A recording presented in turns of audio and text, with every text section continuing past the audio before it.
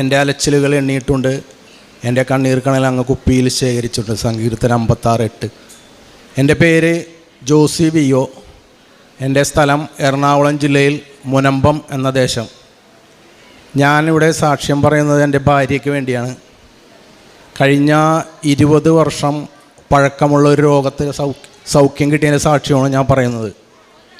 എൻ്റെ ഭാര്യ വിവാഹം ഇവിടെ കഴിച്ചതിന് ശേഷം ഒരു 4-5 കൊല്ലം കഴിഞ്ഞപ്പോൾ, അതായത് ഒരു 20 കൊല്ലം കഴിഞ്ഞ് ഈ രോഗം പിടിപെട്ടിട്ട് ഒരു ദിവസം വെറുതെ ഇങ്ങനെ ഇരിക്കണം. വെറുതെ മതിലുമ്മ ചാരി ഇരിക്കും, ഒരു പണിയും ചെയ്യൂല. വെറുതെ ചാരി ഇരുന്ന് മതിലുമ്മിട്ട് തലയിട്ടിരിക്കണം. എന്താണെന്ന് ചോദിക്കുമ്പോൾ എനിക്കൊന്നും ചെയ്യാൻ പറ്റില്ല, ഞാനൊന്നും ചെയ്യേയില്ല, എന്നെക്കൊണ്ടൊന്നും നടക്കൂല, എന്നെ അങ്ങോട്ട് ഉപേക്ഷിച്ചേക്ക്, എന്നെ ഡൈവോഴ്സ് ചെയ്തേക്ക്, ഇങ്ങനെയൊക്കെയാണ് പറയണത്. അപ്പോൾ എന്താണെന്ന് ഞങ്ങൾക്ക് ആലോചിച്ചിട്ട് ഒരു പിടുത്തം കിട്ടാനില്ല, എന്താണ് ഇങ്ങനെയൊക്കെ സംഭവിച്ചതെന്ന്. അപ്പോൾ വേറെ രോഗങ്ങൾ വല്ലതും ഉണ്ടായെന്നായിട്ട് ഒന്നും പറയണമില്ല. ആ ഉടനെ എന്നെ എറണാകുളത്തുള്ള ഒരു ആസ്പത്രിയിൽ കൊണ്ടുപോവുകയും അവിടുത്തെ ഒരു ഡോക്ടറെ കാണിച്ച് ഡോക്ടർ മരുന്നൊക്കെ കൊടുത്തു പറഞ്ഞ് ഭാര്യയ്ക്ക് ഡിപ്രഷൻ, ചെറിയൊരു വിഷാദ രോഗം പിടിപെട്ടൊക്കെയാണ്. അത് കുറച്ച് മരുന്നുകൾ കഴിക്കേണ്ടി വരും, അത് കഴിച്ചുകൊണ്ടിരിക്കണം, അത് കൂടുതൽ നാൾ കഴിക്കേണ്ട, എപ്പം മാറുമെന്നൊന്നും പറയാനും പറ്റില്ല, ഡോക്ടർ ഉറപ്പൊന്നും പറയണമില്ല. അങ്ങനെ വിഷമിച്ച് ഇങ്ങനെ മരുന്ന് കഴിക്കും, ആശുപത്രിയിൽ അഡ്മിറ്റാക്കും, 2-3 ആഴ്ച ആശുപത്രിയിൽ കിടത്തും, പിന്നെ വീണ്ടും ഈ രോഗം വരും, പിന്നെയും കൊണ്ടുപോകും. പല പള്ളികളിൽ പോയി പ്രാർത്ഥിക്കേണ്ടതിൻ്റെ ഇടയിൽ പല നേർച്ചകൾ നടത്തുന്നുണ്ട്, എന്നാലും സൗഖ്യമാകണില്ല. അങ്ങനെ ആശുപത്രിയിൽ കിടത്തലും പള്ളികളിൽ പോകലുമായിട്ട് ഇങ്ങനെ നടന്ന് ഞാൻ വളരെയേറെ വിഷമിച്ച് രാത്രി ഇരുന്ന് കരച്ചിലാണ്. അതിനിടയിൽ ഒരു ദിവസം ആശുപത്രിയിൽ നിന്ന് കൊണ്ടുവന്ന് വീട്ടിൽ കൊണ്ടുവന്ന് കിടത്തിയിട്ട് വാതിൽ മുറി പൂട്ടിയിടലാണ് പതിവ്. വാതിൽ ലോക്ക് ചെയ്തിടണം. ഇയാൾ ഇറങ്ങി പോവും. തൊട്ടടുത്ത് എൻ്റെ വീടിൻ്റെ അടുത്ത് പുഴയാണ്, വലിയ പുഴയായതിൻ്റെ പേരിൽ വളരെ ശ്രദ്ധിക്കണം. അപ്പം ഞാൻ ആശുപത്രിയിൽ ജോലിക്ക് പോണ സമയത്ത് വാതിൽ 2 സ്ഥലത്തു നിന്ന് ലോക്ക് ചെയ്യും. വാതിൽ ലോക്ക് ചെയ്തിട്ടാണ് പോകാറ്. ഒരു ദിവസം ഞാൻ ലോക്ക് ചെയ്യാൻ മറന്നുപോയി. ഒരു ഉച്ച സമയത്ത് ഞാൻ ജോലിക്ക് പോയി വന്ന സമയത്ത് വീടിൻ്റെ അടുത്ത് പുഴയിലെ ആളുകൾ കൂടിയിരിക്കുന്നു. ആടിനടുത്ത് കൂടിയേക്കണം. അപ്പോൾ എന്താണെന്ന് ചോദിച്ചാൽ പറഞ്ഞ് ഭാര്യ പുഴയിലേക്ക് ചാടി.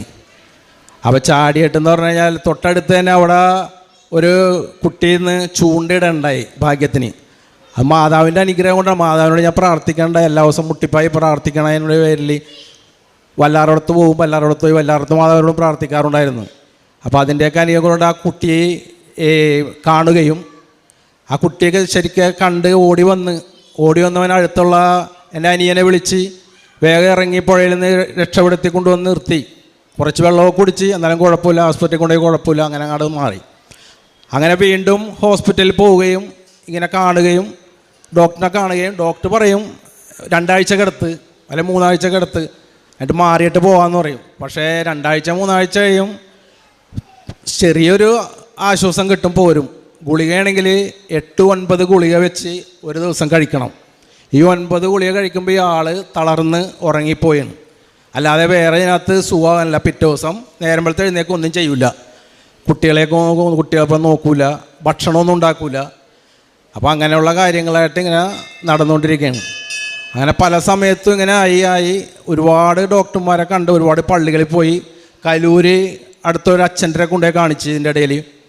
അപ്പം അച്ഛൻ പ്രാർത്ഥിച്ചെന്ന് പറഞ്ഞ് വീടിന് വല്ല തകരാറുണ്ടാന്ന് നോക്ക്, വീടിൻ്റെ സ്കെച്ചും ഉണ്ടാ എന്ന് പറഞ്ഞ്, അങ്ങനെ പൈശാചികമായ എല്ലാ പ്രവൃത്തിയിലുണ്ടാന്ന് നോക്കാൻ പറഞ്ഞ്. അപ്പോൾ അതും കൊണ്ടുപോയി കാണിച്ച്, എന്നിട്ട് അതും കുഴപ്പമൊന്നുമില്ല, വീടിന് കുഴപ്പമില്ല. അങ്ങനെ അച്ഛൻ കുറേ മരുന്നുകൾ എഴുത്തന്ന്, ആയുർവേദ മരുന്നാണ് അച്ഛൻ കൊടുക്കുന്നത്. ആൻ്റണി അച്ഛൻ എന്നാണ് അച്ഛൻ്റെ പേര്, കലൂരുള്ളതാണ്. അങ്ങനെ അച്ഛനെ കാണുകയും അച്ഛൻ മരുന്ന് തന്ന് അച്ഛൻ്റെ മരുന്ന് കുറേ കഴിച്ച്, എന്നിട്ടും കുറവില്ല. അവസാനം അങ്കമാലിലുള്ളൊരു ഹോസ്പിറ്റലിൽ ഒരു സിസ്റ്റേഴ്സ് നടത്തണ സെൻറ്റ് മാരീസ് ഹോസ്പിറ്റൽ എന്ന് പറഞ്ഞ ഒരു ഹോസ്പിറ്റലിൽ കൊണ്ടുപോയി കിടത്തി, അവിടെ ചികിത്സിച്ചു. അവിടെ ഒരു 7 വർഷം അവിടുത്തെ ചികിത്സ കഴിഞ്ഞ്, എന്നിട്ടും സുഖമാവില്ല. അവസാനം ഞാനിങ്ങനെ പ്രാർത്ഥിച്ച് വിഷമിച്ച് കണ്ണീരൊടുക്കാത്ത രാത്രിയില്ല. ഞാൻ എന്ത് ചെയ്യും എൻ്റെ മാതാവ് എന്ന് മാതാവിനോട് തന്നെ പ്രാർത്ഥിക്കണം. ഇക്കുന്ന സമയത്ത് അടുത്ത വീട്ടിലൊരു ചേച്ചി വന്ന് ഇങ്ങനെ കൃപാസനത്തിൽ നിങ്ങളൊന്ന് പോകും, അവിടെ പോയിട്ട് ആ മാതാവിന് ഉടമ്പടി എടുത്തൊന്ന് പ്രാർത്ഥിക്കുക, ഈ രോഗമൊക്കെ മാറിക്കിട്ടും, നിങ്ങളവിടെ പോയി പ്രാർത്ഥിക്കുമെന്ന് പറഞ്ഞ് അങ്ങനെ ഞാനും ഭാര്യയും കൂടി 2023 ഒക്ടോബർ, കഴിഞ്ഞ കൊല്ലം ഒക്ടോബർ 23-ാം തീയതി ഇവിടെ വരികയും അന്ന് ധ്യാനത്തിൽ കൂടി, ഉടമ്പടി ക്ലാസ്സിൽ കൂടി ഉടമ്പടി എടുത്ത് പ്രാർത്ഥിച്ച് അങ്ങനെ ഞാൻ വീട്ടിലോട്ട് പോയി. പിറ്റേ മാസം നവംബറിൽ ഇവിടെ വരികയും അച്ഛൻ ബഹുമാനപ്പെട്ട ജോസഫ് അച്ഛനെ കാണാൻ ജോസഫ് അച്ഛൻ തലയിൽ കൈവച്ച് പ്രാർത്ഥിക്കുകയും ചെയ്തു. മാറും, നിനക്കൊരു രോഗമില്ല, നിനക്കൊരു പ്രശ്നമില്ല, മാറിപ്പോവും, വെറുതെ ഒരു ചെറിയൊരു തോന്നലാണ് നിൻ്റെ എന്ന് അച്ഛൻ പറഞ്ഞ് തട്ടി തലേ തയ്ച്ച്. അതിനുശേഷം ഞാൻ വീട്ടിൽ കൊണ്ടുപോയി ഉടമ്പടി തൈലം പുരട്ടി കുളിക്കുകയും ഉടമ്പടി വസ്തുക്കൾ ഉപയോഗിക്കുകയും ഉടമ്പടി പ്രവർത്തനം മുടങ്ങാതെ അല്ലെങ്കിൽ പ്രേക്ഷിത പ്രവർത്തനം അങ്ങനെ എല്ലാ കാര്യങ്ങളും ചെയ്യിക്കുകയും ഞാനും ചെയ്യുകയും ചെയ്തു.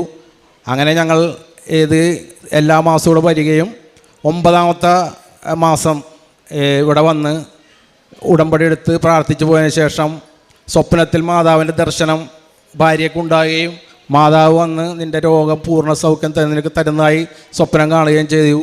ഞാൻ കുടുംബ പ്രാർത്ഥന ശേഷം ഉടമ്പടി പ്രാർത്ഥന ചെല്ലുന്ന സമയത്ത് എനിക്ക് മുല്ലപ്പൂവിൻ്റെ ഗന്ധം അനുഭവപ്പെട്ട് മാതാവ് വന്നാണെന്ന് എനിക്ക് പൂർണ്ണ വിശ്വാസമുണ്ടായി. ഞാൻ വിശ്വസിച്ച് പ്രാർത്ഥിച്ചു, മാതാവേ എനിക്കിനകത്തുനിന്ന് ഒരു സൗഖ്യം തരണം, എൻ്റെ ഭാര്യയെ രക്ഷിക്കണം മാതാവേ, എല്ലാ കാര്യങ്ങളും എനിക്ക് നിറവേറ്റി തന്നെ, എൻ്റെ മക്കളെ നോക്കണവർക്ക് എല്ലാ കാര്യങ്ങളും ചെയ്യാനുള്ള ആളാണ്. അപ്പോൾ പിന്നെ മാതാവ് എനിക്ക് പൂർണ്ണ സൗഖ്യം തന്നെ, മാതാവ് എനിക്ക് പൂർണ്ണ സൗഖ്യം തന്ന് 9ാമത്തെ മാസം അനുഗ്രഹിച്ച് മാതാവ് അനുഗ്രഹിച്ചതിൻ്റെ ഫലമായിട്ട് ഇന്ന് എൻ്റെ ഭാര്യ സന്തോഷവതിയായിട്ടുള്ള നിൽക്കാണ്ടിരുത്തി. ഇങ്ങനെയെല്ലാം നിന്ന് വെച്ചത് തലയെക്കെട്ട് വിത്തുമീട്ട് അടിക്കലും കാര്യങ്ങളൊക്കെ ആയിരുന്നു, ആരെയും നോക്കാതെ ഇരുന്ന് വെച്ചാണ്. ഇപ്പോൾ പൂർണ്ണ ആരോഗ്യവതിയായിട്ട് പൂർണ്ണ സന്തോഷത്തോടെ നിൽക്കുകയാണ്. ഇതിന് ഞാൻ 1000 നന്ദി പറയുന്നത് യേശുവെ നന്ദി, പരിശുദ്ധമ്മയെ നന്ദി, ദൈവമാതാവെ നന്ദി. ജ്ഞാനത്തിൻ്റെ പുസ്തകം 16-ാം അധ്യായം 12-ാം തിരുവചനം.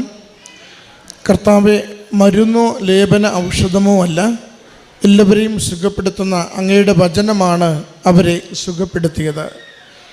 ജോസി എന്ന ഈ സഹോദരൻ തൻ്റെ പങ്കാളിക്ക് വേണ്ടിയാണ് പരിശുദ്ധമ്മയുടെ തിരുനടയിൽ സന്തോഷത്തോടെ നന്ദി പറഞ്ഞ് സാക്ഷ്യം പങ്കുവയ്ക്കുന്നത്. ജീവിത പങ്കാളി വിഷാദത്തിലേക്ക് പോയ നാളുകളിൽ മരുന്നും ചികിത്സയും കൊണ്ട് ഒരു ഫലമില്ലാതിരുന്ന ദിവസങ്ങളിൽ കുടുംബത്തിൻ്റെ എല്ലാ കാര്യങ്ങളും താളം തെറ്റിക്കൊണ്ടിരിക്കുമ്പോൾ അമ്മ മാതാവിൻ്റെ തിരുനടയിലെത്തി ഉടമ്പടി പ്രാർത്ഥനയിലൂടെ പരിശുദ്ധമ്മയുടെ സംരക്ഷണയിൽ പൂർണ്ണമായി ജീവിത പങ്കാളിയെ സമർപ്പിച്ച് പ്രാർത്ഥിക്കുകയും അത് സാധാരണ ജീവിതത്തിലേക്ക് വേഗത്തിൽ മടങ്ങി വരുവാൻ കാരണമായതിനെ സഹോദരൻ സാക്ഷ്യപ്പെടുത്തുകയാണ്. സഹോദരൻ്റെ വാക്കുകളിൽ എത്രത്തോളം അമ്മ മാതാവിൻ്റെ സംരക്ഷണം, സഹായം, മാധ്യസ്ഥം അത് കുടുംബത്തിനൊപ്പം ഉണ്ടായിരുന്നുവെന്നും ഈ കുടുംബത്തിൻ്റെ ഹൃദയഭാരമുള്ള പ്രാർത്ഥനകളെ ഏറ്റെടുത്ത് അതെത്ര വേഗത്തിൽ സാധാരണ ജീവിതത്തിലേക്കും അന്നുവരെ ഉണ്ടായിരുന്ന എല്ലാ പ്രയാസങ്ങളും മാറ്റിക്കൊടുത്ത് ഒരു പുതിയ ചൈതന്യവും പുതിയ ഉന്മേഷവും കൊടുത്ത് ഈ ജീവിത പങ്കാളിയെ കരുത്തുള്ളതാക്കിയെന്ന് സഹോദരൻ സാക്ഷ്യപ്പെടുത്തുന്നു. പരിശുദ്ധമ്മയുടെ തിരുനടയിൽ ആഗ്രഹത്തോടും വിശ്വാസത്തോടും നമ്മൾ ഓരോരുത്തരും പ്രാർത്ഥിക്കുമ്പോൾ നമുക്ക് അമ്മ മാതാവ് കൈമാറുന്നത് നവോന്മേഷത്തിൻ്റെ പ്രത്യാശയാണ്, ജീവിതത്തെ നേരിടുവാനുള്ള ആത്മശക്തിയാണ്, നമ്മുടെ വിശ്വസ്തതയുള്ള ജീവിതം നയിക്കുവാനുള്ള ധൈര്യമാണ്. തമ്പുരാൻ്റെ സന്നിധിയിലേക്ക് നാം പുലർത്തുന്ന നന്മയുടെ എല്ലാ ജീവിത രീതികളും തിരികെ നമുക്കത് അനുഗ്രഹമായിട്ട് ഈശോ മാറ്റുകയാണ്. അമ്മ മാതാവ് ഈ കുടുംബത്തിന് നൽകിയ ഈ അനുഗ്രഹത്തിനും സന്തോഷത്തിനും നന്ദി പറഞ്ഞുകൊണ്ട് കരഘോഷത്തോടു കൂടി ഈ സാക്ഷ്യം നമുക്ക് സമർപ്പിക്കാം.